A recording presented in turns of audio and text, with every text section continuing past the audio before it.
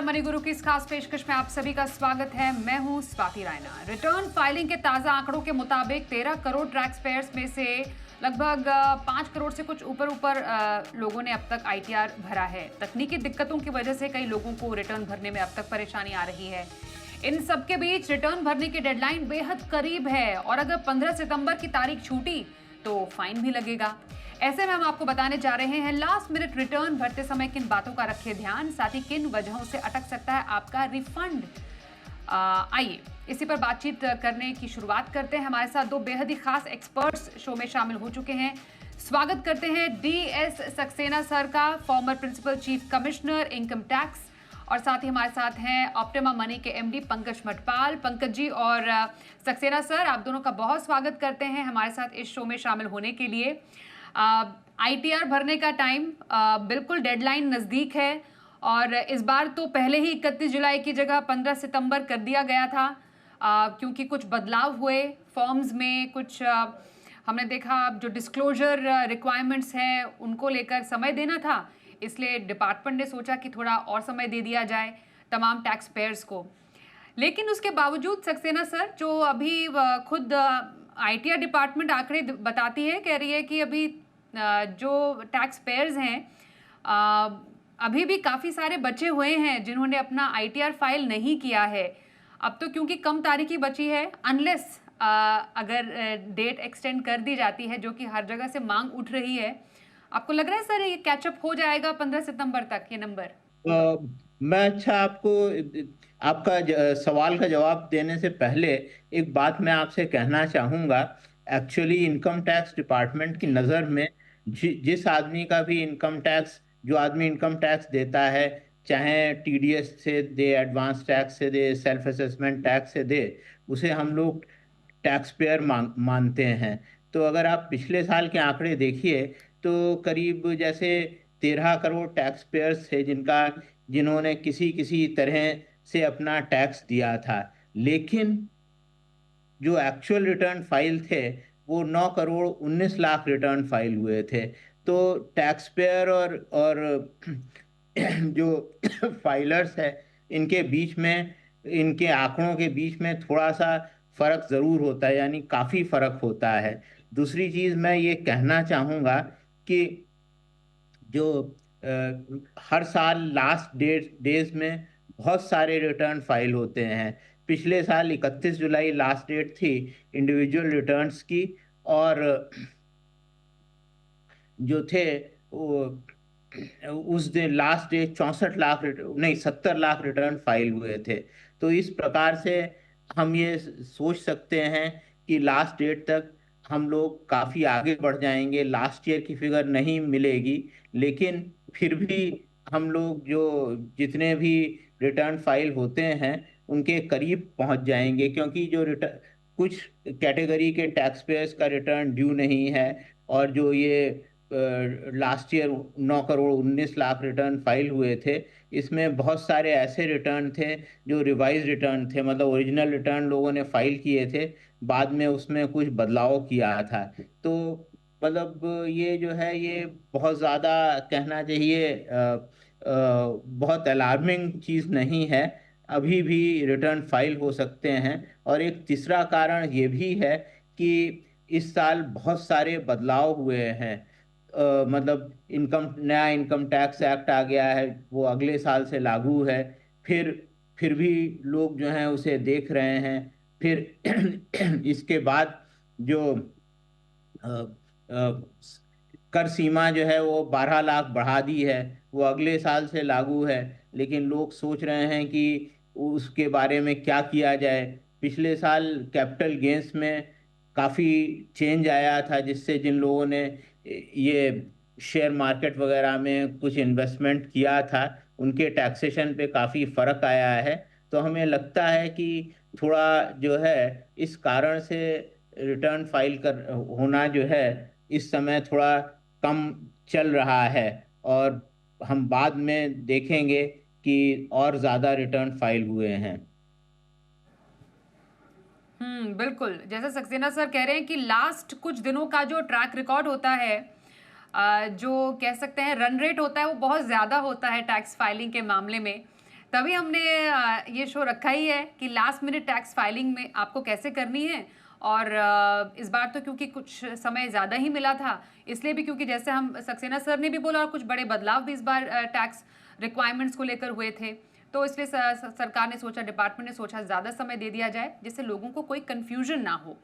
पर पंकज सर, हमने देखा कि हर बार कोई ना कोई दिक्कतें ज़रूर होती है। इस बार भी जब हम समझ रहे थे लोगों से भी, उनका ये कहना था कि उनको रिटर्न फाइल करने में दिक्कतें आ रही हैं, कुछ टेक्निकल डिफिकल्टीज हैं जो हर बार कुछ ना कुछ रहती ही हैं।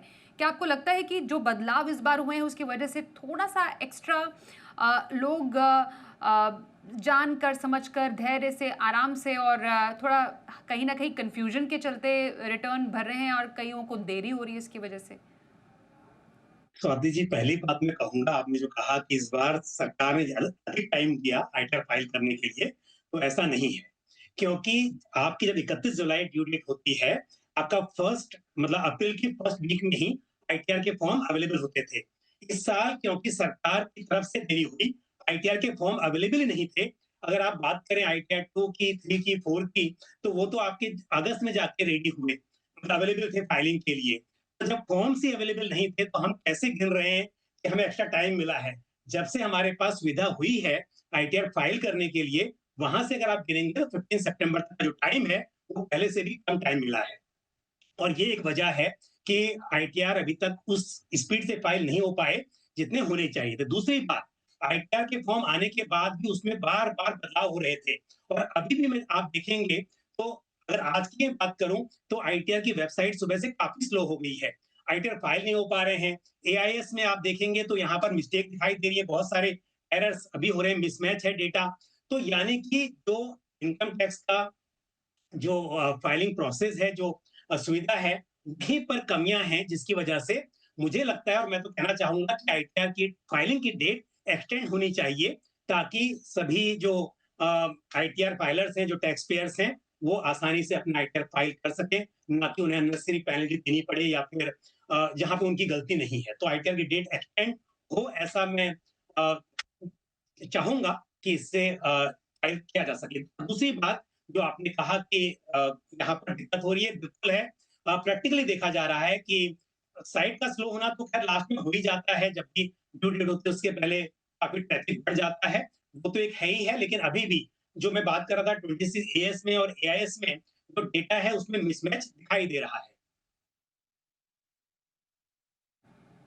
तो कई ऐसे डिस्क्रिपेंसीज है अभी भी नजर आ रहे हैं। मैं सक्सेना सर आप ही से जान लेती हूँ, जिसका जिक्र छेड़ ही दिया पंकज जी ने, कि सर कई हलकों से मांग आ रही है कि थोड़ा सा डेडलाइन बढ़ा दी जाए। आपको लग रहा है सर डेडलाइन बढ़ेगी या बढ़नी चाहिए? क्योंकि अभी भी लोगों में कंफ्यूजन है, क्योंकि बदलाव जो आपने खुद जिनका जिक्र किया, उसको पूरी तरह इम्प्लीमेंट करने में खुद टैक्स पेयर या फिर तमाम जो सीएज है उनको काफ़ी दिक्कतें आ रही हैं। तो क्या लग रहा है, सरकार मानेगी? मुझे लगता है जैसा कि मठपाल जी ने कहा है, डेडलाइन को बढ़ाना चाहिए। लेकिन सरकार जो है, पिछला एक्सपीरियंस अगर देखें तो सरकार एक बार डेडलाइन बढ़ाती है, उसके बाद फिर नहीं बढ़ाती है। तो इस बारे में मतलब ये सोचना कि डेडलाइन बढ़ जाएगी, ये मतलब तर्क संगत नहीं होगा। और मतलब फाइन वगैरह से बचने के लिए लोगों को चाहिए कि 15 सितंबर तक, अभी भी 3 दिन बाकी हैं, तैयारी करें और अपना रिटर्न जो है वो फाइल कर दें। क्योंकि ये सोचना कि सरकार बढ़ा देगी और हम बाद में फाइल करेंगे, इससे आपको नुकसान हो सकता है। इसलिए ऐसा नहीं करना चाहिए, तैयारी रखनी चाहिए और फाइल कर देना चाहिए। वैसे ना सर, जैसा पंकज जी ने भी राइटली पॉइंट आउट किया कि इस बार तो फॉर्म ही लेट नोटिफाई हुए थे, मतलब समय तो उतना ही मिला फाइल इनकम टैक्स फाइल करने के लिए। हमने कई साल देखे हैं, पिछले साल की बात नहीं करें लेकिन उससे पहले कई साल हम देखे हैं, on special occasions, on certain situations जो डेडलाइन आगे बढ़ाई गई है। सर इस बार क्या वैसा एक्सेप्शन आपको लगता है होना चाहिए, या लोगों के को उतना समय मिला भी है भरने के लिए आईटीआर? आपका तो मानना है कि नहीं बढ़ाना चाहिए, लेकिन नहीं, क्या बढ़ाना पर्याप्त चाहिए, समय मैंने ये रहा नहीं है कहा कि लोगों के बढ़ाना पास? नहीं चाहिए, लेकिन सरकार बढ़ाती नहीं है। हाँ, ये बात मैं कहना चाह रहा हूँ। हाँ, तो मतलब हम लोगों का किसी का हाँ, नुकसान हो जाए हाँ, इस वजह से, बिकॉज लेट फाइलिंग के लिए जो है वो फाइन पड़ता है, 1,000 रुपए का, मतलब अगर 5 लाख से कम रिटर्न है और ज्यादा है तो 5,000 रुपए का। तो इसलिए मतलब कोशिश रखनी चाहिए, पूरी कोशिश रखनी चाहिए कि आप टाइम से फाइल कर दें। बिल्कुल। अब क्योंकि फाइन की आप बात कर रहे हैं, 15 सितंबर तो चलिए तारीख है जब तक आपको अपना रिटर्न फाइल करना है, और डेडलाइन मिस हो गई तो आपको जुर्माना भी लगेगा। जैसा अभी मौजूदा जुर्माना है, आप देख भी पा रहे होंगे अभी कि 5 लाख से ज़्यादा इनकम है तो 5,000 तक का फाइन है, 5 लाख से उससे कम में 1,000 रुपये तक के फाइन का प्रावधान है। तो ये तो आपको समझने की ज़रूरत है कि आपको देरी नहीं करनी चाहिए। लेकिन अब जरा तैयारी की बात करते हैं। अब जो जो लोग अब तक नहीं पंकज जी भर पाए हैं, कौन से ज़रूरी डॉक्यूमेंट है जो उनको अपने साथ रखने चाहिए, और जो फॉर्म जिसकी हम बात कर रहे हैं किसका कौन सा फॉर्म किसके लिए है, तो सही फॉर्म चुनाव करने में प्लीज मदद कीजिए। बिल्कुल। देखिए, ये बात तो बहुत सही बात है, आप भी कह रही हैं, सक्सेना साहब भी कह रहे हैं कि आईटीआर आप समय से फाइल कीजिए और ये मानकर चलिए कि डेट एक्सटेंड नहीं होगी। मैंने सिर्फ एक अपना एक विश रखी है सरकार के सामने आपके माध्यम से कि बढ़नी चाहिए, पर इसका मतलब ये नहीं लिखकर चले कि डेट बढ़ जाएगी, इसलिए आप स्लो कर दें अपना काम। आप ये मान के चलना चाहिए कि फाइल करना ही है 15 सितंबर से पहले। अब जो आपने कहा फॉर्म कौन से होने चाहिए, देखिए आपकी इनकम किस सोर्स से है, कितनी है, इस हिसाब से आपका आईटीआर फॉर्म डिसाइड होता है। यदि आपकी इनकम 50 लाख से कम है, आपका कैपिटल गेन जो है वो इक्विटी से 1,25,000 तक है, क्योंकि 1,25,000 रुपए तक का long term capital gains from equity exempted है, उस पर टैक्स नहीं है। तो इतना है तो आईटीआर 1 में आ सकता है। एक से ज्यादा आपका कोई हाउस प्रॉपर्टी नहीं है, कोई बिजनेस इनकम नहीं है, सिर्फ सैलरी से इनकम है और इंटरेस्ट से इनकम है, तो आप आईटीआर फाइल कर सकते हैं। लेकिन आप सैलरीड हैं, लेकिन आपका कैपिटल गेन्स हुआ है इक्विटी से 1,25,000 से ज्यादा, या फिर आपने कोई प्रॉपर्टी सेल की है, या घर से रेंट आ रहा है आपका, एक से ज्यादा घर है आपके पास, इस सब केस में फिर आपको आईटीआर 2 फाइल करना पड़ेगा।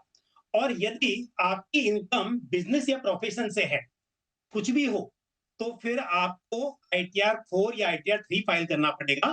यहां तक कि यदि आपकी इनकम सैलरी से है, लेकिन थोड़ी इनकम आपकी किसी कंसल्टेंसी से आपकी हुई है, कई बार सैलरी के साथ में आपने कोई लेक्चर दिया जिससे आपको कोई ऑनरेरियम मिल गया, तो इस तरह से यदि प्रोफेशनल फीस है तब भी आप आईटीआर 1 आईटीआर 2 नहीं फाइल कर पाएंगे, फिर आपको आईटीआर 3 या 4 करना होता है। अब इसमें डिफरेंस क्या है 3 और 4 में? यदि आपकी इनकम अगेन 50 लाख से बिजनेस इनकम है, प्रोफेशनल इनकम है लेकिन 50 लाख से कम है और कैपिटल गेन्स नहीं है, तब आप आईटीआर 4 फाइल कर सकते हैं, जहां पर आप प्रिजेम्पटिव टैक्सेशन का फायदा लेकर बिना अकाउंट्स मेंटेन किए हुए आप आईटीआर 4 में अपना आईटीआर फाइल कर सकते हैं। लेकिन यदि इनकम 50 लाख के ऊपर है बिजनेस से, या कम भी है लेकिन साथ में कैपिटल गेन्स है, तो उस केस में फिर आपको आईटीआर 3 फाइल करना होगा। तो पहली बात तो है कि इंडिविजुअल टैक्स पेयर्स के लिए 1, 2, 3, 4 4 फॉर्म से अभी एप्लीकेबल हैं।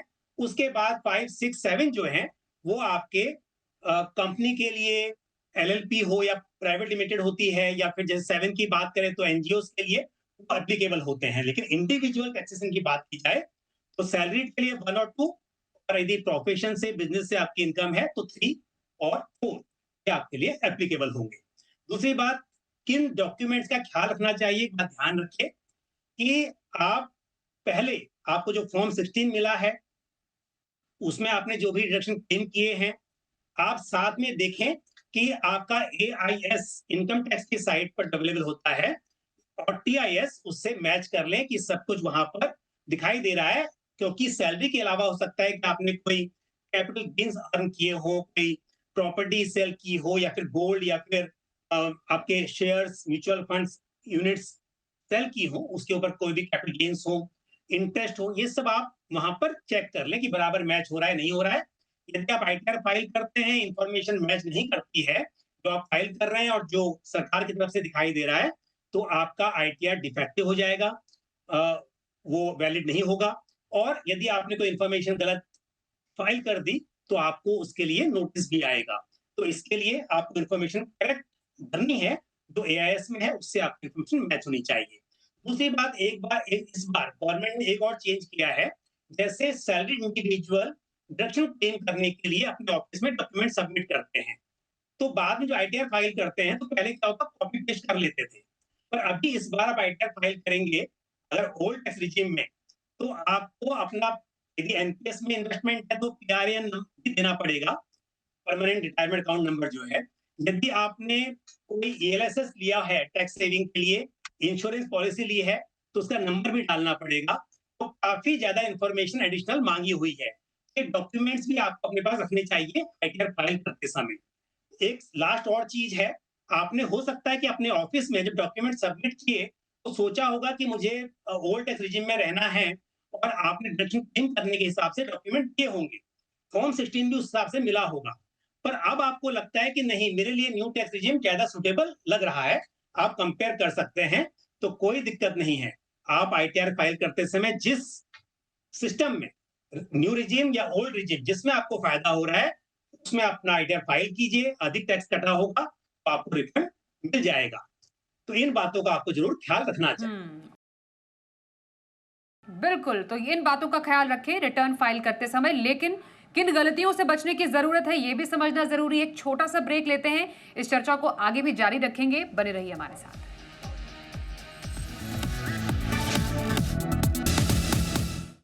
तो रिटर्न भरने में कहीं देर ना हो जाए, डेडलाइन है नजदीक, और लास्ट मोमेंट किन गलतियों से बचना है वो अब जानते हैं। Former principal chief commissioner income tax DS Saxena sir हमारे साथ है। ऑप्टिमा मनी से पंकज मटपाल से हम बात कर रहे हैं।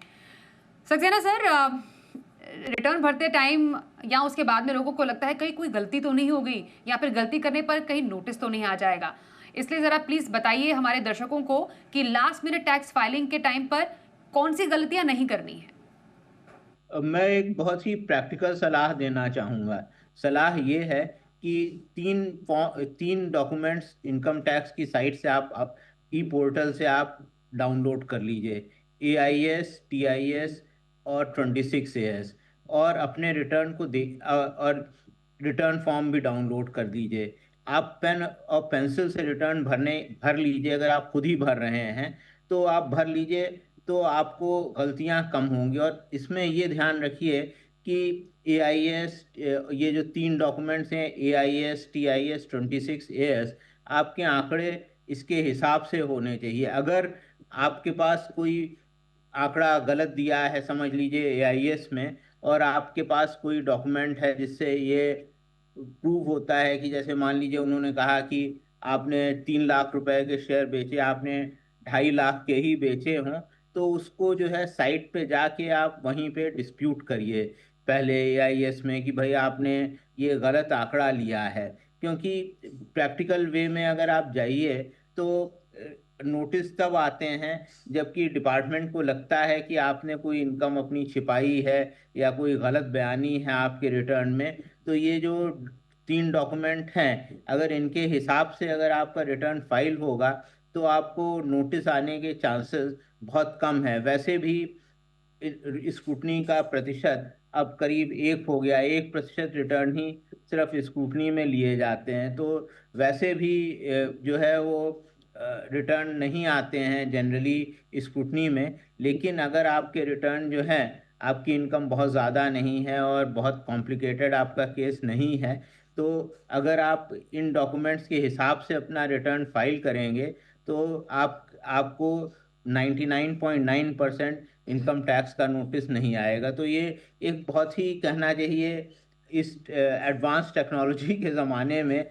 एक ये पाषाण युग का एक सजेशन है, लेकिन ये एक बहुत प्रैक्टिकल सजेशन है। और जिसे इनकम टैक्स के बारे में कोई ख़ास जानकारी नहीं है, उस ऐसे लोगों को ऐसा ही करना चाहिए, कॉमन टैक्स पेयर को ऐसा ही करना चाहिए गलतियों से बचने के लिए। बिल्कुल बिल्कुल सर, सबसे पुराना नियम है, सबसे आसान है, लेकिन सबसे ज़रूरी नियम आपने बताया है, जो शायद पहले भी, अभी भी और आगे भी ये नियम बहुत ज़्यादा काम आएगा। अब मैं पंकज जी आपसे जानूंगी, 2 बातों का मुझे जवाब चाहिए आपसे, थोड़ा संक्षिप्त में प्लीज़, जिससे हम समय रहते इस पर चर्चा कर लें। एक तो इनकम क्लबिंग के नियम, ये जब रिटर्न फाइल करेंगे वो कैसे लागू होते हैं। फिर आपका जो कैपिटल गेन अकाउंट स्कीम है, जैसे आप घर खरीद रहे हैं, ये लोगों में कन्फ्यूजन होती है। रेजिडेंशियल प्रॉपर्टी के नियम टैक्स फाइल करते टाइम किन बातों का ध्यान रखना है।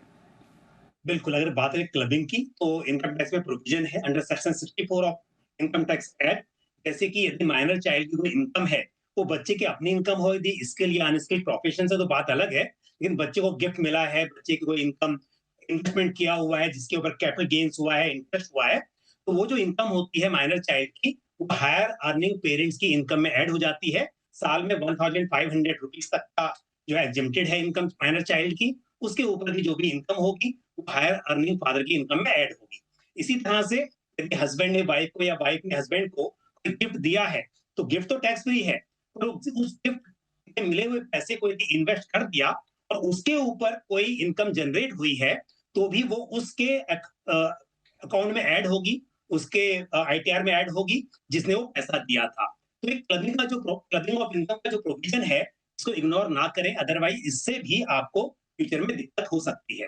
दूसरी बात है कैपिटल गेन्स की। हम जानते हैं कि आपने कोई कैपिटल एसेट बेचा है और आप उस पर टैक्स पे करेंगे, तो बिल्कुल आप करेंगे और आईटीआर फाइल करेंगे। पर मान लीजिए आपका कोई कैपिटल एसेट आपने ट्रांसफर किया है, सेल किया है, और आपका प्लान है कि उसके सामने आप एक रेजिडेंशियल हाउस बाय करने वाले हैं, जिसके लिए आपको 2 साल का समय मिलता है नया रेजिडेंशियल हाउस बाय करने के लिए, या फिर कंस्ट्रक्ट करना है तो 3 साल का समय मिलता है। लेकिन यदि आपने अभी तक वो बाय नहीं किया है, मान लीजिए आपने फाइनेंशियल ईयर 2024-25 जिसका हम आईटीआर फाइल कर रहे हैं अभी, उस फाइनेंशियल ईयर में आपने कोई प्रॉपर्टी बेची थी, आपने म्यूचुअल फंड बेचे थे, गोल्ड बेचा था, कैपिटल गेन्स हुए हैं, और अब आप उसके सामने एक रेजिडेंशियल हाउस बाय करना चाहते हैं, अभी तक नहीं किया है, तो आपको आईटीआर फाइल करने से पहले उस पैसे को कैपिटल गेन अकाउंट स्कीम, जो कि एफडी की तरह ही होता है एक तरह से, या सेविंग्स अकाउंट की तरह भी आप खोल सकते हैं उसको, लेकिन सरकारी बैंक में वो अकाउंट एडवांस खुलेगा, टैक्स मत चलाओ। वहां पैसा आपको पार करना होगा। बिल्कुल, तो ये हमने समझा कौन-कौन से आपको नियम अपनाने हैं in case of capital gain और रेजिडेंशियल प्रॉपर्टी के मामले, और इनकम टैक्स क्लबिंग, जो इनकम क्लबिंग है उसके नियम क्या कहते हैं। समय क्योंकि इतना ही है, इसलिए शो को समेटने का वक्त आ गया है, लेकिन बहुत महत्वपूर्ण बहुमूल्य बातें हमने की। सक्सेना सर, आपने काफ़ी वाइज वर्ड्स दिए लास्ट मिनट टैक्स फाइलिंग को लेकर। पंकज जी, एज यूजुअल आपकी तरफ से भी काफ़ी अच्छी एडवाइस हमारे सामने आई है टैक्स पेयर्स के लिए। बहुत धन्यवाद आपका करेंगे हम आप दोनों का ही हमारे साथ इस शो में शामिल होने के लिए। तो इस शो में बस इतना ही, वक्त एक ब्रेक का है। देखते रहिए जी बिजनेस।